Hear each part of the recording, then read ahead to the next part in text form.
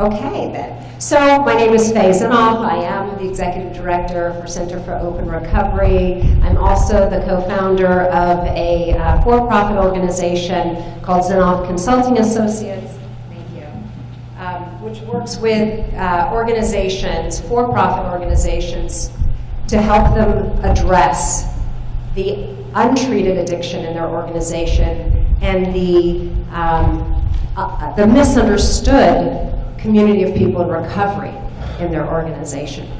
I got sober, as Mary said, in 2007 from alcoholism. And what I'd like to do is actually start with a short video. This video we unveiled just 2 weeks ago in Rhode Island at a concert with 10,000 people in sobriety.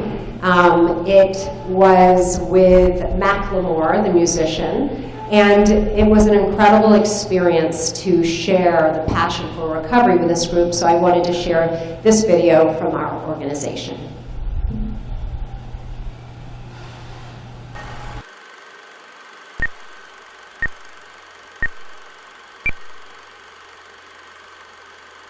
There are practically no happy endings when you fool with drugs. Doctors say restoring an addict to normal life is about the toughest thing in medicine. Well, what's the answer? Enforcement? Yes, that's one of them, certainly. The answer is a simple one. Just use your head. Leave narcotics absolutely alone.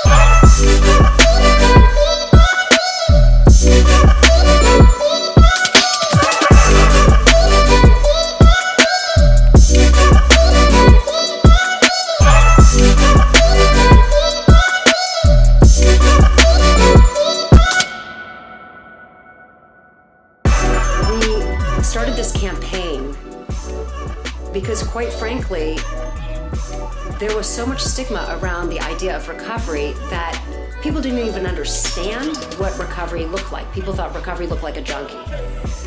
We're taking our lead from the other movements. If somebody comes out of the closet, they could have, or they did, they would lose their jobs. They would be targeted as a pedophile. If a woman came out and said she wanted to vote, she was disrespecting her husband. If a man came out and said he's got HIV, the world said, you brought it on yourself. We are getting blamed for being human beings that want justice for ourselves and for each other. So Open Recovery is an invitation to people in recovery. Let's show the world what recovery looks like. Each one of us can come out and break that stigma by simply being ourselves and saying, I'm open.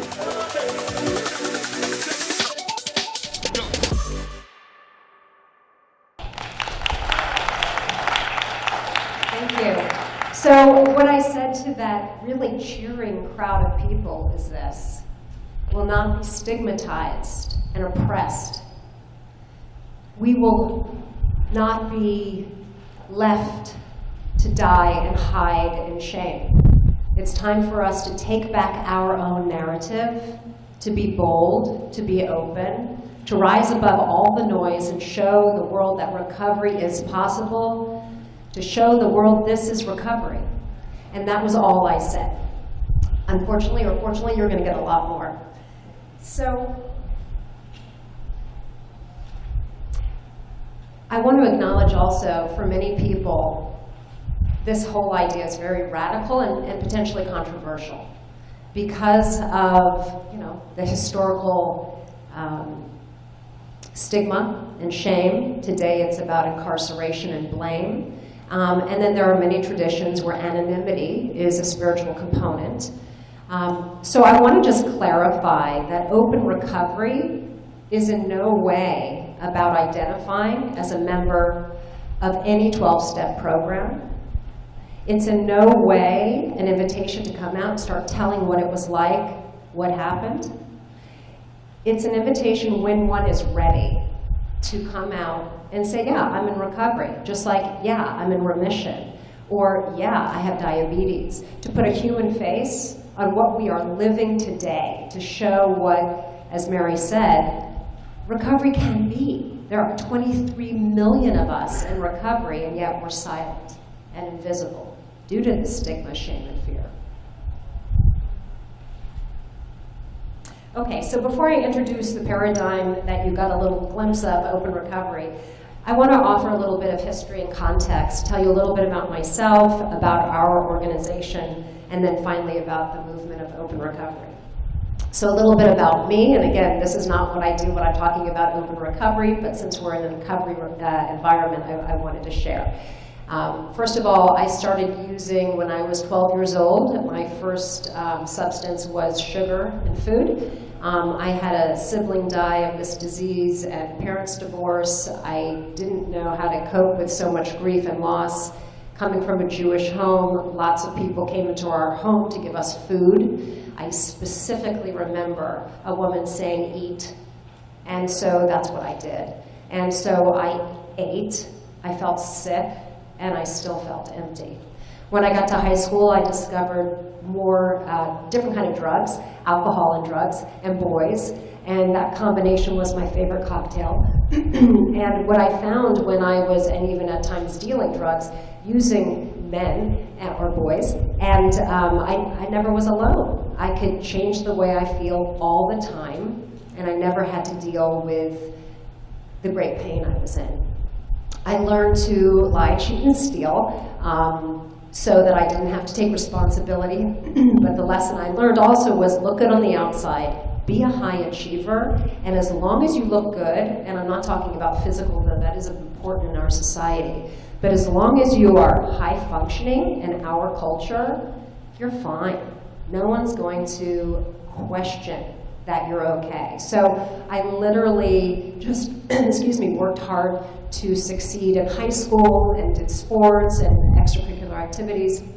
Went on to college, and in college, I was in New York, then I was on to street drugs, was definitely depressed, suicidal ideations, didn't want to continue with life, quite frankly. By then, I had that incomprehensible demoralization that we all know. This was the first time that I learned, what do we call that when we do a geographic? I realized that instead of suicide, I could go to Africa, and somehow in Africa, I would have this profound experience of meaning. So I did. I donned a backpack. I went to Africa. I went to India. I met a guy who wanted to marry me. Which, I didn't even want to be with myself. So somebody who wanted to marry me was my savior. We didn't particularly like each other, I don't think, but we partied the same way. We had an intense relationship. I mistook anger and intensity and this obsessive relationship we had as love, because I had felt so neglected to suddenly have a dude that wanted to control everything I wore, who I talked to, what I put in my body, was kind of this strange sense of being loved. And I stayed with him for 16 years, and we got married and had children, and we moved back to the United States. And during this time, because he was using also, I always thought he had a problem. I thought I had everything under control. And not until I was about 40 years old did I realize that this duplicitous life I was leading couldn't continue because I felt insane, truly insane, and incapable of continuing to be the mother that I was, to be the worker that I was, and certainly I had failed as a wife completely. By the grace of God, I found Alcoholics Anonymous, and it took me, from the first day I entered that program, I listened. I sat on the floor because I thought that's where I belonged. I heard a long-timer say we're as sick as our secrets. I knew I was very sick, but they also said, we've got a solution, we've got tools for living, and they can be yours. Just follow what we do, follow our footsteps. And so I did. It took me about 3 years to do the 12 steps, and it took me about 3 years to hold my head up again and have a sense of self. I had cleaned up my wreckage to the most part, and then about year 6, I found this job with this organization. At the time, it was called the National Council on Alcoholism and Other Drug Addictions. I want to say that, as Mary introduced, I had this career with advanced degrees and working in very high-profile organizations where one could make a great salary. And up until that point, I had just been trying to consume money and things and attention to prove that I was enough. When I got sober, I learned something I had never learned, which is being of service to others was the most profoundly satisfying and fulfilling work I could possibly do. So I found this job. I came to Alcoholics. No, I didn't come to Alcoholics. I came to the National Council on Alcoholism and Other Drug Addictions. It was 2014. They were an organization on their knees, quite literally. I was hired by the board of trustees to see if we could resuscitate this organization, or was it time to merge with another organization or fold, quite frankly. One of the board members, when I was interviewing, said to me, run the other way. This is a sinking ship. It's an organization on its knees, as I said, and you're much too talented and capable to take a job like this. What he didn't know is that I had been out of work for 2 years, that I had burned through all of my savings. I was a woman who had been on her knees. So coming to work for an organization on its knees, I believed that there was the possibility of hope and resuscitation for this organization if it was meant to be. So what I was asked to do, let me just tell you a little bit about the organization when I arrived. We had been established in San Francisco in 1957, so we had been around now, it's over 60 years. We were offering DUI programs, drug diversion programs, urine testing, and so forth. In essence, we were an extension of the criminal justice system.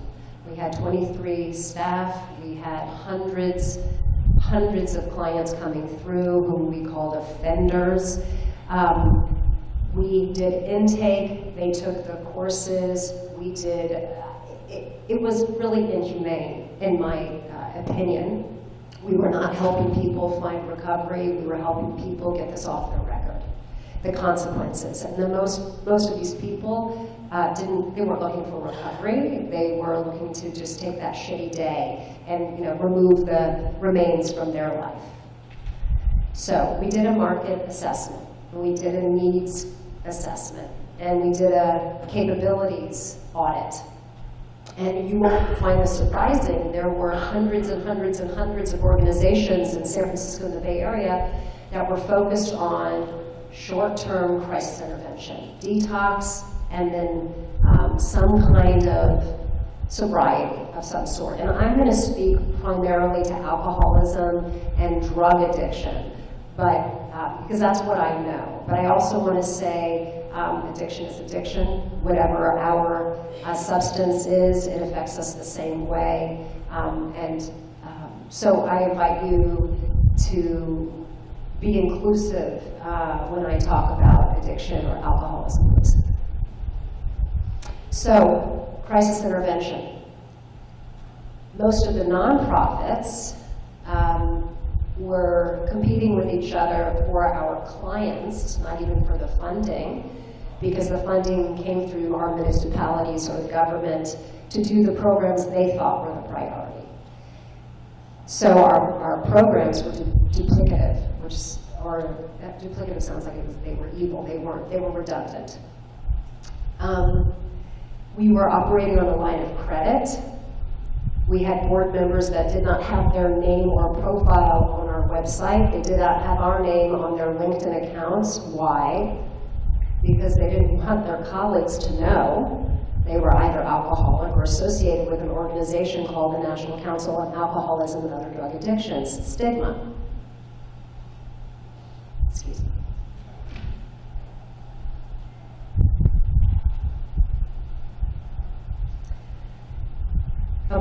So while we were doing this assessment, I decided to take a look at why we were founded in the first place. What was our inspiration and our purpose, and why were we here? We certainly just weren't an employment agency. There had to be some purpose behind our establishment. So I went back and I learned about Marty Mann. Marty Mann inspired the founding of our organization. And I would assume many of you have heard of Marty Mann, and I would assume many of you have not. Marty Mann, was a woman who got sober through Alcoholics Anonymous.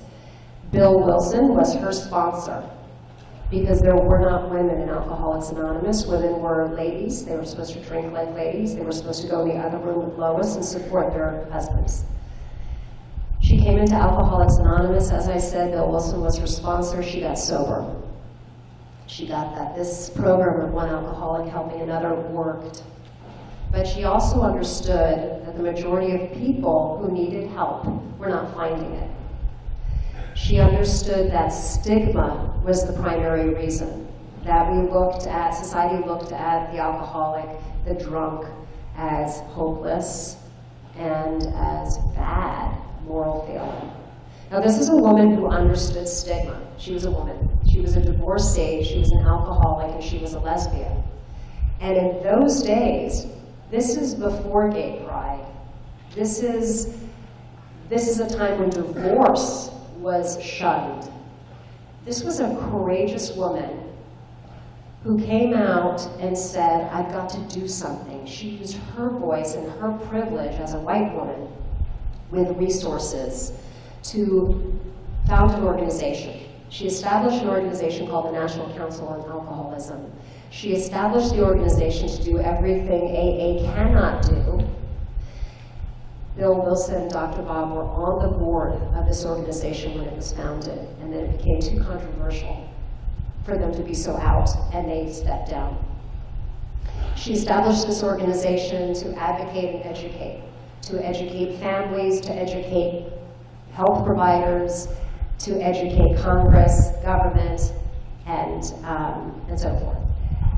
Her belief, her big breakthrough, was that the alcoholic is sick, not bad, that alcoholism is a disease, not a failing. There is treatment, therefore the alcoholic deserves treatment, and it's our responsibility to treat and support that alcoholic, therefore this is a public health issue. So she is one of the first people to frame it as such. Now, what's interesting, I think, is Marty Mann found her recovery through a spiritual program. She had been in institutions and asylums, but it was through a spiritual program that she got well. But she understood that the majority of the people out there, including the people who didn't have this affliction, wouldn't seek a spiritual solution. They would take it seriously if it was a medical condition. So she worked very hard to make sure people understood this was a medical issue. She went up in front of Congress, as I said. She talked to the American Medical Association, and she actually was successful in getting the disease named a disease. So her vision for her organization was that all over the country there would be affiliates, independent affiliates of this organization to respond to the unmet needs in their community. And so we were founded in San Francisco, as I said, 1957, by a group of alcoholics in recovery who started this as volunteers.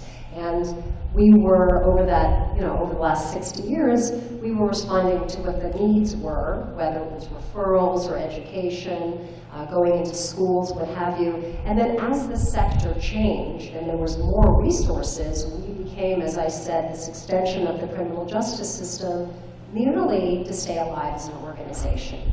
There was what's called mission creep. We forgot why we existed, and when I came to the organization, not one person knew our mission. Okay, so fast forward 2014, 20 million people need treatment, need help for alcoholism and drug addiction.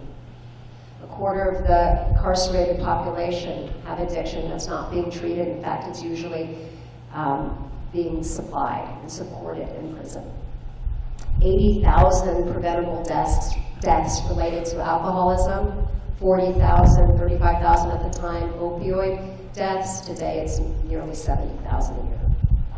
Stigma rampant, lack of treatment, lack of coverage. So we decided that as an organization, we wanted to change our model, change our vision, and in fact, change our name. And we went from looking at the problem to standing in a solution, recovery. We set out, by using the word open, to be provocative, to invite conversation. We changed our financial model and our operating model. We became a virtual organization. As I said, all of our programs were redundant, so every single one of our clients were able to go to other direct service provider. Every single one of our employees found employment. We gave up a 4,500 square foot location in San Francisco that was costing us $145,000 a year. So money that was not going to help anybody. And of course, we had a limited ability to impact. We could only support the number of people who could fit into our building. So this new model, we went from direct service to population health. We went to this vision of being a social impact organization rather than a direct service organization. Though we need more providers, our capabilities and our roots were in fighting stigma. About that time, the Surgeon General came out with this landmark study. Now we're at 2016. It was the first time in the history of the United States that a Surgeon General came out and said, we've got to address addiction in this country. And it was likened to the 1960s when the Surgeon General at that time came out and said, we've got to deal with smoking cigarettes. So, and it took a good 20 years to change behavior and understanding and then health outcomes. And so there's no doubt in anybody's mind that to change the understanding, behavior, and health outcomes, this is going to be a long journey of change. But because the Surgeon General came out with this report, it got attention. And what was laid out in this report was there are lots of needs and recommendations, and they included getting naloxone into the hands of first responders and every other person in our community as possible. More education to the medical community. I heard last night 4 years of medicine, 4 years of medical school, doctors get a half an hour of training about addiction. We need more beds. We need greater coverage of insurance. We need more modalities of recovery. We need long-term care. So, and another thing that was said is we need to disrupt the stigma. So we saw a lot of coalitions coming together and lots of organizations doing their part, but we didn't see how stigma was being actualized. We were all talking about it, but how do we do that? So we realized as an organization that we need to go much further than just looking at our own community and look at the national scene. And like Marty Mann, we were going to go around and advocate, but the medium was now social media instead of walking into different towns and so forth, though I love doing this. When Marty Mann went in front of Congress, she was, in fact, rebranding the alcoholic, rebranding alcoholism. And what we work on today is rebranding recovery. We realized, or we took our cue from social justice movements. We looked at how people who had been oppressed and marginalized, misunderstood, stigmatized, how they came together to use their voice and to create change, how they advocated for themselves, how they mobilized. So we looked at, for example, gay pride. And in gay pride, well, at the time it was called gay liberation. And the ask then was pride. Come out, show the world we are your teachers, mailmen, mothers, sisters, dance school, PTA leaders. We are everywhere, and it's not just intravenous drugs, and it's not just sleeping with prostitutes. Oh, I'm sorry, I'm jumping to HIV. Sorry. That's another movement we looked at. Sorry. But there we go back again. Alcoholics, drug addicts, we are also all of those things, even if we sleep with prostitutes, nonetheless. So the call there was come out, show the world, let's normalize this. And when it was HIV and AIDS, it was let's put a human face on this disease and let's do some theatrics in the streets that people cannot ignore. And as you know, though it's taken 20, 30 years for there to be justice in some capacity, people who have HIV can live today. People who are homosexual can marry today. There is a component of public health and social justice that is being met, though it's certainly challenged today. So looking at addiction and people who are struggling in the throes of their addiction, they're certainly not going to come out and advocate. Most of us are in denial in any case. We're isolated, we're alone, we don't hear other people. Today there are more people, 20 million plus people, who need help, as I said. That's more people than died in Vietnam. That's more people who died at the height of the AIDS epidemic. There are more people who need help today with their addiction than there are people with cancer, all forms of cancer, and people in remission. 1.5 times as many people. This is truly an epidemic that has been ignored. So as we thought, well, how do we mobilize this community? We looked at the 23 million of us who are in recovery, who are 5 years or more in recovery from addiction, living these productive, healthy lives with life's challenges, but with tools, with community, with self-esteem, with integrity, with support. Where are you, as we saw in the video? We're silent and invisible because if we come out, we're qualified. People want us to qualify. Oh, you were an addict, what happened? What'd you do? Like, it wasn't enough to say we're in recovery, and who wants the consequences, whether it's at work or with friends or what have you, outside of the rooms, outside of treatment centers. So it's quite understandable why the community in recovery is silent, not to mention the spiritual traditions of anonymity, which many people think has to do with recovery, though in the readings that our community has done, it has to do with being identified as a member at the level of press, radio, and film, and not acknowledging membership to this society, to this fellowship. It says nothing about coming out as a person in recovery to share what it's like to be in recovery from this deadly disease. So we thought, how are we going to reach these people and inspire them to come out, to follow the lead of these other social justice movements? How can we let them understand that simply using their voice, simply coming out, is a radical act that can change lives, that can inspire investment, that can create innovation, that can create support, that will create a ripple effect, much like we have with every other disease, where there would be greater understanding and support for those who need help. By coming out as a person in recovery, we're actually creating an opportunity for more people to find what we have. So our mission became to end stigma and to champion long-term recovery. Our vision was that we were going to double and triple, or it's not even we, that the world would have 2 to 3 times the amount of people in recovery than we do right now.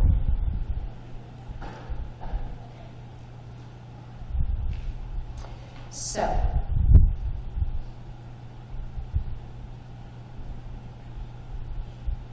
okay, so you saw, or many of you saw the video that we showed at the beginning. We show images that are joyous, that are playful, that are inspiring, that we can recognize and see ourselves, hopefully.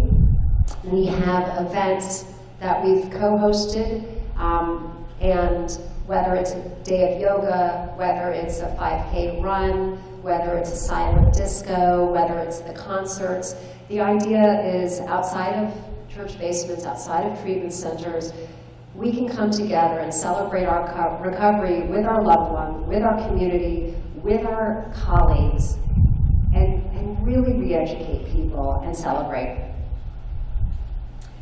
So I want to draw your attention to our table back on the left-hand side. And one of the things we have there, which is free, is a wristband that says End Shame, Open Recovery. This wristband is a conversation starter. And I promise you, it's this profound way to connect with other humans who are desperate to talk about what silence they've been in because, oh, yeah, my mother was an alcoholic. Or yeah, my son is really struggling. When you come out and say, well, what is that? What does that mean? I'm in recovery. And it means that I am ending shame by simply being available to other people. So by putting on a wristband, you are taking advocacy, social justice, being part of a movement without even opening your mouth. You can walk around with this, and it's an indicator that I'm available and I'm open. So I invite you to take one. I approached a gentleman here this morning and I said, would you like to wear a wristband? And he said, well, I don't have stigma and shame. And I said, great, neither do I. This is not for us. This is for the greater general public who don't understand this. This is for our brothers and sisters who are struggling, who haven't met people in recovery. I know when I was using for 25 years, I didn't know anybody in recovery, anybody. So what I try to do today for my daughter's friends and for my family and for my community is to just stand up and have this be part of my integrated identity. I'm a mother, I'm a worker, I'm a partner, I'm an educator, I'm in recovery. There are other things I can talk about, but this is one of the key components of who I am proudly. Other things you can do, and other things about open recovery as a paradigm. In addition to being a proud identity, which is an affront to stigma, it is a shared community value, no doubt about it, that if we have anticipation, if we create environments where people can comfortably come, have lunch, where the cocktails are not being served, not because we believe in abolition, but because, really, is there a need on a beautiful sunny day to offer liquor? How about offering lemonade and water and sports and whatever? We can model for our children, we can model for our friends, that we can have joy and health and connection and fun, even without using, whether it's the sugar or the alcohol or what have you.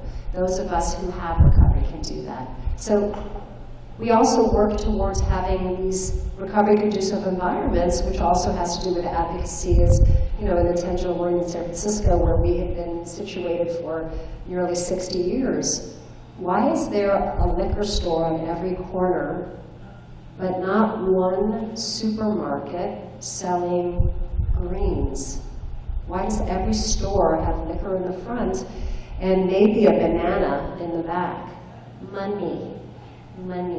And it's also what our governments want to support, so forth. And we are not political advocates. We are just people who stand for recovery. But the reason I bring this up is because each one of us have an area of interest and a bit of a way that we can create influence in our own communities. So whether it's looking at access to food, or whether it's looking at voting, or whether it's looking at, as I said, having family events at schools that don't include alcohol, or whether it has to do with, instead of taking kids who have been busted and putting them in juvie and then sending them to a special school for delinquents, but actually bring them into schools to have them talk and show other kids, this is possible, and this is awesome. And that these kids are in the best place in their lives. And not everybody's going to become an addict or an alcoholic, but if you have that issue, you can find recovery. So, other ways. We have a Facebook frame. Somebody's holding it back there right now, taking a picture. It's another way to come out. We have them online, so you can go to Facebook. Not that I'm promoting Facebook, but if you happen to be on Facebook. Or you can take a picture right here. If you sign a waiver, we would post it, or you can post it. And it's another way of showing pride without having to tell your story necessarily. It's your choice if you want to. But Again, integrating this message of pride into other things we do. And another thing I want to say is open recovery is also a treatment goal for the medical community. Right now, so much of treatment in the continuum of care stops at treatment in a facility, and then they offer something called aftercare, where you kind of come back to the facility, and so the focus is on that part of getting well, and not on how we live the rest of our lives in recovery. So the concept of being open in recovery is a way, again, to integrate that the goal isn't just abstinence. The goal is a life of health, and that includes mental health, and that includes spiritual health. So to work with our medical doctors, for them to understand abstinence, if that's the model, is not enough for health and recovery to be sustainable.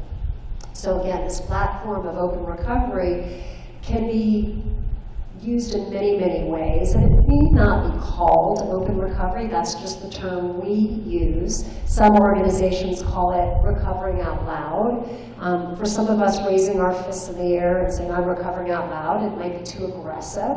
For some, it might be, the fire that they love. For us, even by becoming this virtual organization, we say the center is not in some building, the center is here. The center is in our hearts. The center is this human being showing what recovery is. The center is in this room. And owning recovery everywhere we are instead of thinking it's in a physical location. So, as I started with a video, I'd like to end with a video. I think I'm a bit early in my time. I don't think we're allowed to have Q&A. But I hope that I have shared with you the progression and the inspiration for the work we're doing. When Bill Wilson and Marty Mann started this movement, there weren't people in recovery. 70 plus years later, we've got 23 million people in recovery. Just like nobody understood what an alcoholic was, nobody understands outside of us what recovery is. So this movement, again, is not in violation of anonymity. It's an education for our community so that more people can find what we have found. Before last month, we had a whopping 700 people, or 700 likes on our Facebook page. With the help of a grant, we were able to create some social media and actually hire somebody to help us with social media who made the video that you saw. And we put out in September, which most of you know is Recovery Month, we put out a bunch of videos, and the one I'm going to show you, which is 30 seconds long, has received over 120,000 hits. We've reached now over 500,000 people who are psyched, who are ready. This is a tipping point, no doubt, and the more we can give people opportunity wherever they are to say, yeah, count me in. This is what it looks like, and it looks like each one of us. So I'm going to be here all day. I welcome you to come by our table. We have some wonderful volunteers who have been at events, and pick up a bracelet, take a picture, pick up a pamphlet to learn more about us, register for our newsletter, and make a donation. We have a few books back there about Marty Mann, and a new book that just came out called The American Fix by a colleague and a friend named Ryan Hampton. And in it, he talks about how we can, he's a man in recovery, how we can tackle the opioid epidemic. And then he talks about community partners. And so Center for Open Recovery is also in that book. So we have about 5-6 copies. And so if anybody is interested in, I can't sell them, but making a donation of $20, one of those books are yours. Now, I'm sorry to stand up here, and my goal was not to raise money or make a pitch. But I do want to say, we do not work with governments. We do not take money from treatment centers, though I'm grateful for them. We are funded by individuals who get that recovery. To change the understanding and put a human face on recovery is imperative. Okay, so I'm going to say thank you very much, and I'm going to walk away after we take a look at this quick video.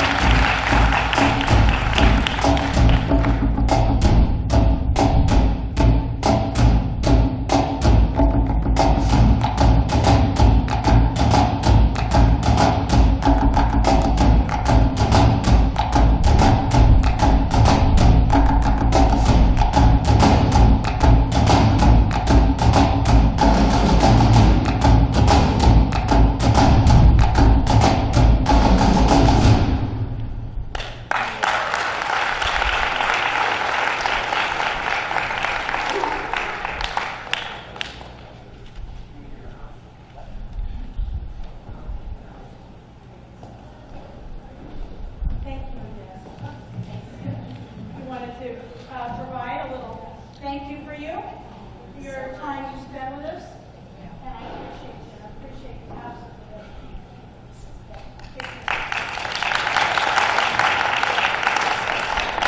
In fact, in the spirit of what Fay was sharing, again, we're going to have an opportunity for videotaping. The script is, my name is blank, and I am a person in long-term recovery. To me, that means I've been free for how many years? Because I've been in long-term recovery, I've been able to talk a little bit about your profession, your life, and what's keeping my recovery working is blank. So that will be the script. Again, the opportunity will be at lunchtime. We're going to take a quick little 15-minute break, and then at 11:15 it is a raffle. Be back there.